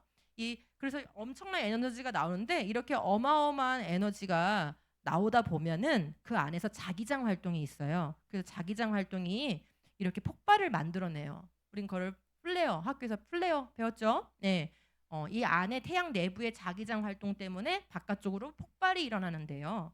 문제는 태양과 유사한 별들을 천문학자들이 조사를 해봤어요. 그랬더니 슈퍼 플레어가 일어난다는 걸 알게 됐어요. 다른 별들은 슈퍼 플레어가 일어나. 그냥 플레어가 아니라 슈퍼 플레어. 근데 그 슈퍼 플레어라는 건 뭐냐면 불꽃이 한번 방출이 되면은 어디까지 오냐면 지구 궤도까지 올 수 있는 그 정도의 불꽃인 거야. 그게 슈퍼 플레어예요. 근데 우리 은하에 있는 태양과 유사한 별들을 조사해 봤을 때 다 슈퍼 플레어 현상을 일으킨다는 걸 알게 됐어요. 근데 태양만 슈퍼 플레어를 일으키지 않아요. 자, 봐봐요. 한 번이라도 슈퍼 플레어가 일어났으면 우리가 살 수 있어요? 저런 불꽃이 지구 궤도까지 와버리면 지구는 그냥 오븐에 구운 것처럼 바짝 구워지는 거예요. 생물계는 다 멸종하겠죠. 지금까지 우주가 생긴 이래로 한 번도 태양은 슈퍼플레어를 일으키지 않았다는 거예요. 결국 왜 태양만 안정된 활동을 하고 있는가? 태양과 비슷한 별들은 다 그렇게 불안정한 활동을 하는데 왜 태양만 안정한가? 이것도 특이한 거예요. 그것뿐만이 아닙니다. 태양에서 이렇게 뜨거운 에너지가 나오기 때문에 100억 K 정도 돼요. 에너지가 이 태양의 대기가. 그래서 물질들이 다 전기를 띠는 입자, 플라즈마 상태로 날라옵니다. 이걸 태양풍이라고 하죠. 근데 태양풍이 지구로 직접 들어오면 우리가 살아갈 수가 없어요. 지금 보시는 것처럼 지구 자기장이 막아줘요. 그리고 아주 일부분만 극지방으로 돌아옵니다. 태양풍의 아주 일부분만. 그래서 우리는 알게 됐어요. 태양풍이라는 게 있구나. 만약에 이 오로라 현상이 없었으면 태양풍이 있는지도 우리는 연구할 수가 없겠죠. 근데 다 막아주고 아주 일부분만 거꾸로 돌아와서 극지방으로 유입돼서 오로라를 일으켜서 태양풍이라는 게 있고 근데 왜 다 안 들어오나 알고 봤더니 지구에 자기장이 그거를 막아줄 정도로 적절한 양으로 자기장이 형성되어 있구나 라는 것을 알게 된 거죠. 모든 행성이 그럴까요? 아니요. 그렇지 않아요. 바로 옆에 있는 금성 자기장이 굉장히 약해요. 우리하고 크기는 똑같은데 왜 금성은 자기장이 그렇게 약할까요? 왜 우리 지구만 이렇게 자기장이 적당한 양으로 형성이 돼 있을까요? 그것만 있어요? 오존층 있죠? 오존층 지구만 갖고 있는 거예요. 이 오존층이 있어가지고 자외선이 직접 들어오는 걸 막아줘요. 우리 그럼에도 불구하고 여름에 맨날 뭐 발라요? 선크림 바르죠? 예. 오존층이 안 막아주면은요 그 자외선을 우리가 이렇게 얼굴 들이밀고 다닐 수가 없어요. 모든 세포가 다 파괴가 됩니다. 그래서 지구에서 생명체가 살 수가 없게 돼요. 자, 그러니까 지구는 철저하게 지금 어때요? 생명체가 살아갈 수 있는 모든 조건들에 다 맞춰져 있다는 거 느껴지십니까? 풍부한 액체물이 존재할 수 있게 그 정도의 크기로 그 정도의 위치에 그죠? 그 주변에 있는 달과 태양들이 다 돕고 있죠. 또 자기장이 돕고 있죠. 자외선을 막아주는 오존층이 돕고 있죠. 이렇게 되어 있는 거예요. 성분도 되게 특이한 거예요. 지구와 같은 공기 성분을 가진 행성이 없어요. 지구는 여러분이 아시는 것처럼 초등학교 때 다 외웠죠? 질소 78%, 산소 21%예요. 이거 되게 특이한 거예요. 자, 옆에 금성하고 한번 비교해 볼까요? 금성에는 대부분의 대기가 다 이산화탄소이고, 이산화탄소 대기 속에 중간중간 양념이 쳐져 있어. 무슨 양념이 쳐져 있냐면 황산이라는 양념이 쳐져 있어요. 황산이 어떤 거냐면 이렇게 한 방울 떨어뜨리면, 보세요. 한 방울 떨어뜨리면 이렇게 돼요. 공기 중에 황산이 이렇게 들어있어. 숨 쉬면 어떻게 될까? 여러분의 장기는 다 녹는 거예요. 왜 지구 대기에는 이렇게 유독한 물질이 안 떠 있을까요? 그리고 왜 지구 대기에는 하필 질소가 78%나 되는 걸까요? 왜? 우리는 그냥 있으니까 있으니까 그랬나 보지, 우연히. 아니요. 질소는요, 여러분 과자 봉지에다 뭐 넣어요? 질소 충전하죠. 왜 다른 거 안 넣고 질소를 넣을까요? 과자 부서지지 말라고? 그 다른 거 넣어도 되잖아. 가스를 다른 거로 충전해도 되잖아. 왜 질소를 넣는 거야? 질소가 다른 어떤 물질하고 반응을 안 해요. 안정한 기체예요. 그럼 다른 거하고 반응을 안 하니까 이 과자의 맛을 바꾸거나 과자를 나쁘게 만들지 않겠죠. 상하지 않게 하겠죠. 그러니까 지금 여기 지구대기 질소가 꽉 충전돼 있는 거야. 여러분은 질소 충전돼 있는 지구에 살고 있는 거예요. 그래서 우리가 안전하게 불을 쓸 수 있는 거예요. 만약에 질소가 아니라 다른 기체였으면 아침에 엄마가 밥하려고 가스레인지 버너를 딱 켜는 순간마다 막 집에서 화학 반응이 막 일어나야 돼. 대기 중에 있는 그 물질하고 반응해서. 또는 만약에 수소로 충전돼 있었으면은 아침에 밥하려고 불을 켤 때마다 어떻게 하면 되죠? 집이 한 번씩 폭발하는 거야. 질소가 아주 안전한 기체이기 때문에 이걸로 하나님이 충전해 놨어요. 산소 21%인 건 그러면 또 우연일까요? 21% 말고 한 24%면 어떨까? 산소 많으면 좋은 거 아니야? 아니에요. 불났어요. 119 출동했어. 갔더니 어떻게 됐을까? 다 탔어. 너무 잘 타. 그럼 한 16% 이렇게 떨어지면 어떨까? 한 18%, 16% 이게 떨어지면 안 돼? 산소 조금 줄여. 그게 문제예요. 산소가 줄어들면요, 우리가 면역력이 약해지고요. 그다음에 우리 세포 자체가 살 수가 없어요. 그리고 구토가 나고 현기증이 나고 결국 쓰러져서 생명을 이어가지 못하게 돼요. 그러니까 우리가 살아가는 생명의 그 조건에서 산소 21%는 그래도 되고 안 그래도 되는 게 아니라 딱 필수 조건이에요. 그렇게 설정이 돼 있는데 문제는 산소 21%를 누가 유지시키고 있느냐 이거예요. 누가 유지시켜요? 공장이 만들어요? 산소 21% 누가 유지시킵니까? 이렇게 복잡한 메커니즘이 있다는 거 아시나요? 우리가 하나도 안 되죠. 우리가 아무 일도 안 해요. 그런데 바다 위에 떠 있는 식물성 플랑크톤들이 광합성을 해가지고 대기 중으로 산소를 계속 공급합니다. 근데 많아지면 광합성을 덜 하게끔 메커니즘이 돼 있어요. 줄어들면은 더 많이 광합성을 하게끔 메커니즘이 되어 있어요. 이렇게 육지와 바다와 이 대기가 상호작용해가지고 산소 21%를 딱 맞추게끔 되어 있어요. 놀랍지 않아요? 우리가 고민하지 않는데도 이런 일이 벌어지고 있는 거예요. 여러분, 지구가 얼마나 특별한 행성인지 알고 싶으면 우주인이 돼보면 돼요. 우주인이 이거 100kg 장비를 하고요, 우주에 나가는 거예요. 13겹짜리 옷을 입어야 돼요. 특수천 13겹. 모든 장비가 다 돼 있는 거죠. 그 천에. 왜요? 자외선 막아야 되잖아요. 오존층이 해야 되는 일을 이 옷이 해야 되잖아요. 그죠? X선 감마선 막아야 되잖아요. 온도를 보온해야 되잖아요. 우주에 나가면 완전히 영하기 때문에 살 수가 없어요. 그러니까 온도 보온해야죠. 또 기압을 맞춰야 돼요. 왜? 지구는 1기압으로는 다 세팅이 돼 있어요. 우리 세포들은 1기압에 살 수 있게끔 다 세팅이 돼 있어요. 그런데 우주 나가면은 기압이 없어요. 그러니까 기압도 맞춰야 되잖아요. 금으로 도금한 헬멧 써야 돼요. 안 그러면 어떻게 돼요? X선 감마선 바로 들어와서 실명하게 되는 거예요.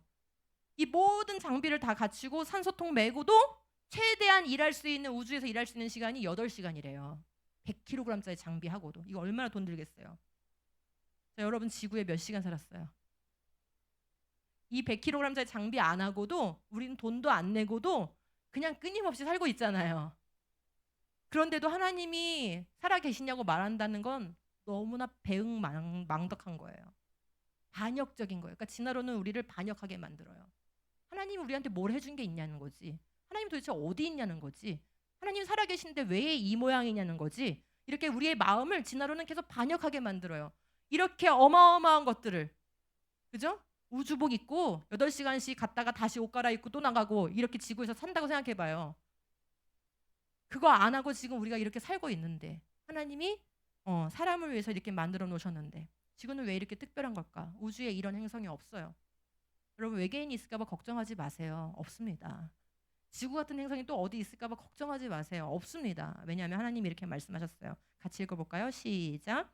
그가 땅을 지으시고 그것을 만드셨으며 그것을 견고하게 하시되 혼돈하게 창조하지 아니하시고 사람이 거주하게 그것을 지으셨으니 나는 여호와라. 나 외에 다른 이가 없느니라. 지금 뭐라고 하셨냐면 땅. 아까 선생님 계속 강조했죠?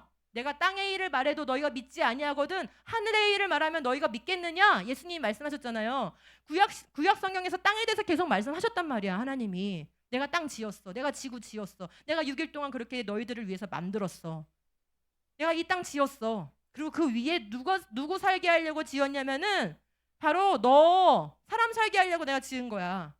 하나님 분명히 지구를 특별하게 만드신 이유, 내가 지구를 견고하게 만든 이유를 말하고 있어요. 어떻게 하려고? 사람이 살게 하려고, 사람이 거주하게 하려고.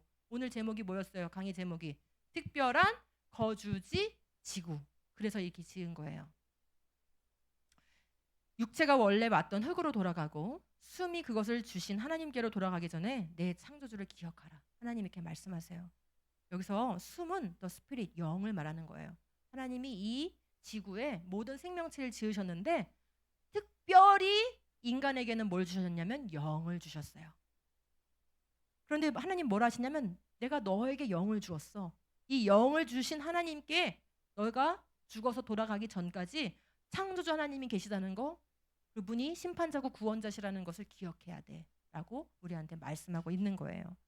여러분 그러니까 매주에 나와서 이렇게 예배하는 거 창조주 하나님을 기억하는 거예요. 그리고 그분을 나의 왕이라고 고백하는 거예요. 그리고 그분만이 유일한 구원자라고 고백하는 거예요.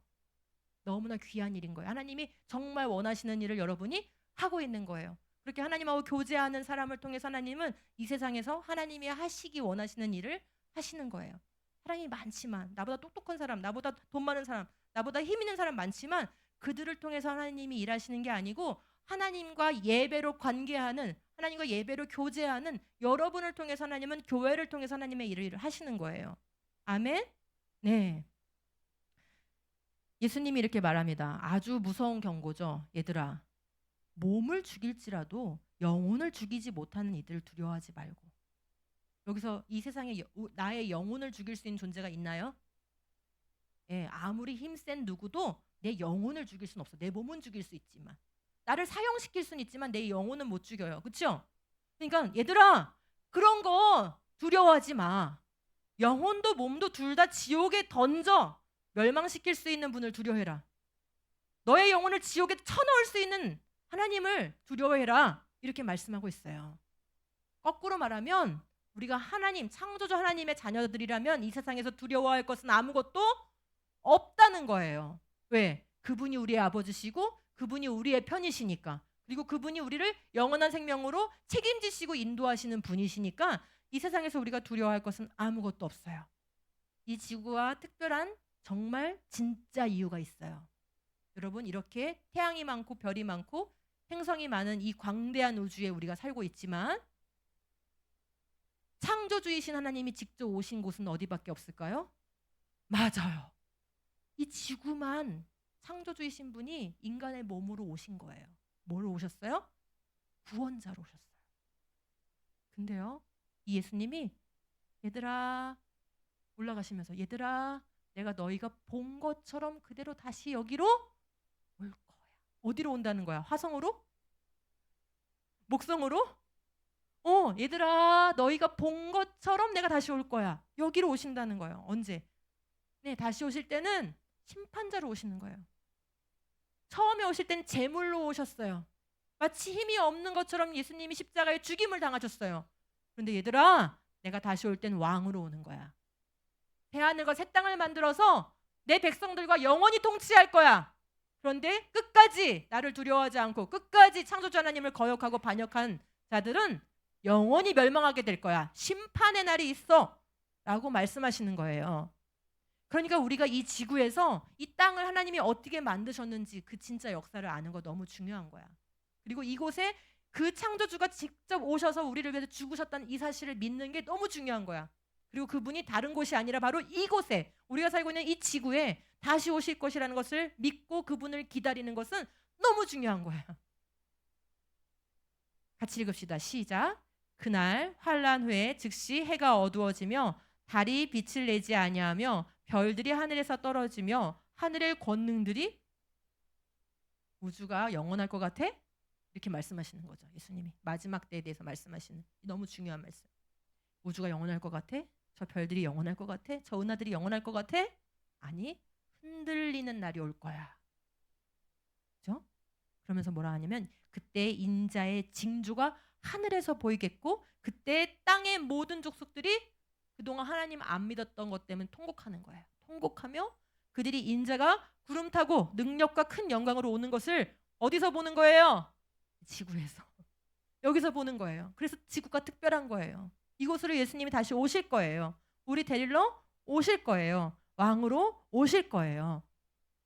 그가 큰 나팔 소리와 함께 천사들을 보내리니 그들이 그의 택하신 자들을 하늘 이 끝에서 저 끝까지 사방에서 뭐하라? 모으리라. 모으리라. 자, 하늘이 흔들리리라 말씀하셨어요. 그 다음에 너희가 예수님 오는 거를 보리라 말씀하셨어요. 그리고 내가 내 백성들을 모으리라 말씀하신 거예요. 이 마지막 때가 가까워오고 있다는 사실 알고 계십니까? 그러면서 이 말씀하실 때 보세요. 지금 31절이잖아요. 35절이죠? 이 말씀하실 때 하나님 이렇게 말씀하셨어요. 시작.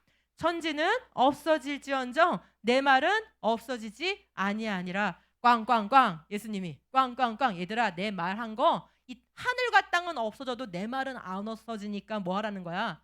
나 믿어. 그 얘기죠. 나 다시 올 거니까 믿어. 너네 이 지구에서 믿음 잘 지키고 있어. 내가 너네 사용할 거야. 내가 나 바라보는 자들을 사용할 거야. 내 뜻대로 너희들을 사용할 거야. 그리고 살다가 어려운 일 당해도 두려워하지 마. 내가 다시 올 거야. 너희들을 영원한 생명으로 인도할 거야. 새 하늘과 새 땅 만들어줄 거야.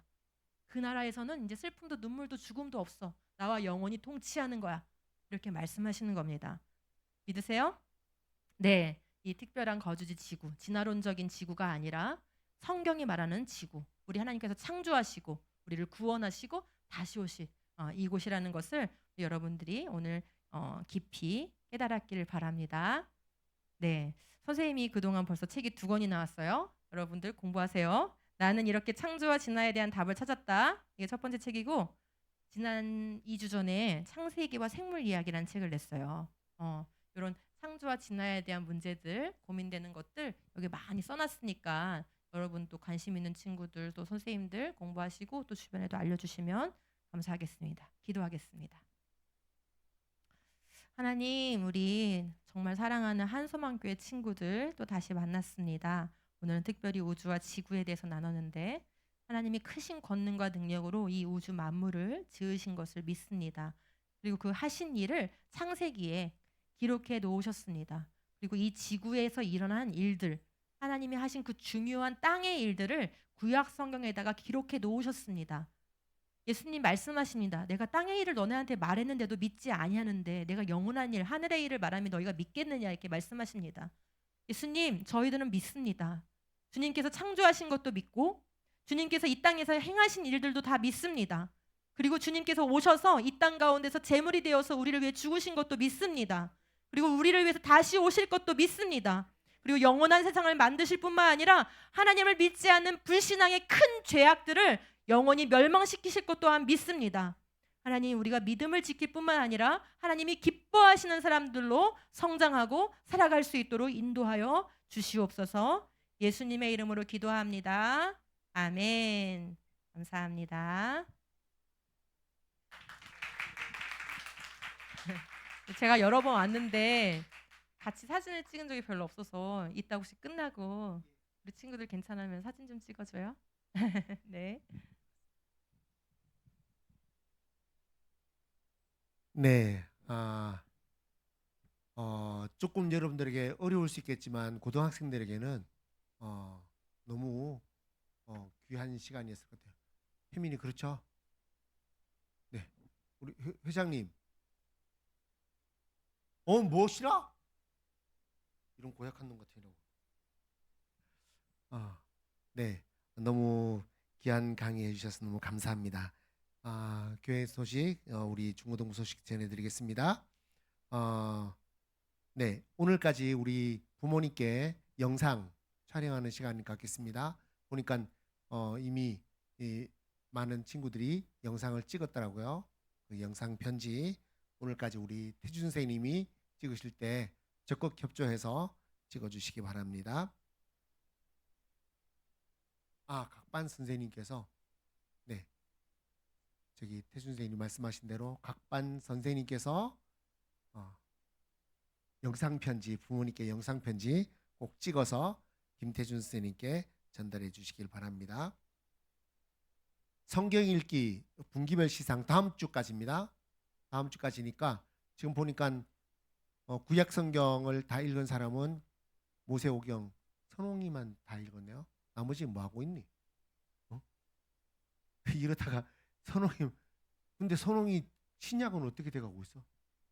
신약 안 붙어 있는데 일주일 동안에 큰일 났네. 상을 줘야 되는데 상 받을 사람이 없으면 안 되는데. 네, 전도까지 전부 다 좀 힘써 줬으면 좋겠습니다. 제 범위를 많이 잡았나? 뭐가 많아? 네? 이 정도는 해야지. 선생님들 왜 안 붙어 있어요, 저거? 네, 읽어주시기 바랍니다. 네, 그다음에 오후 예배 시간에 우리 임현수 목사님이 오셔서 간증 예배를 드립니다. 잠깐 영상 한번 보겠습니다. 캐나다인 임현수 목사가 어제 국가 전복 음모죄로 종신 노역형을 선고받았습니다. 네, 북한 조선중앙TV가 임현수 목사의 재판 장면을 공개했습니다. 김혜영 기자입니다. 검은색 패딩 점퍼를 입은 남성이 고개를 숙인 채 법정에 앉아 있습니다. 지난 1월 북한에 들어갔다 억류된 한국계 캐나다인 임현수 목사입니다. 북한 조선중앙TV는 국가전복 음모죄로 종신노역형을 선고받은 임 목사의 재판 모습을 방영했습니다. 특대형 국가전복 음모 행위를 감행한 제-카나다 목사 임현수에 대한 재판이 진행됐습니다. 무기노동 교화용이 언도됐습니다.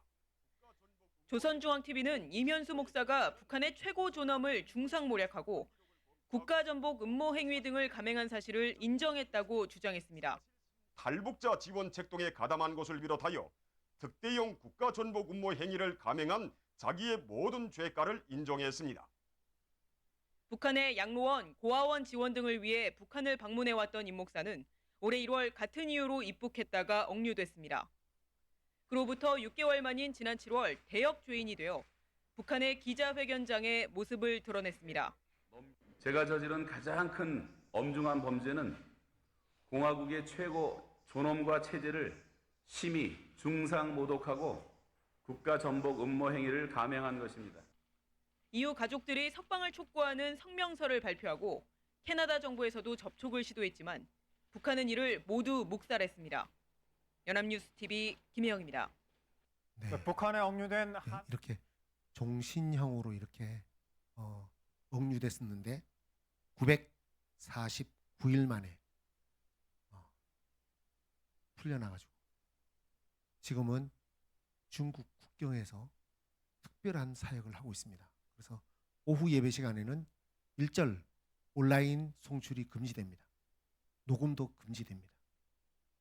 굉장히 특별한 시간입니다. 그래서 이분이 아주 특별한 사역을 하고 계세요. 그래서 여러분이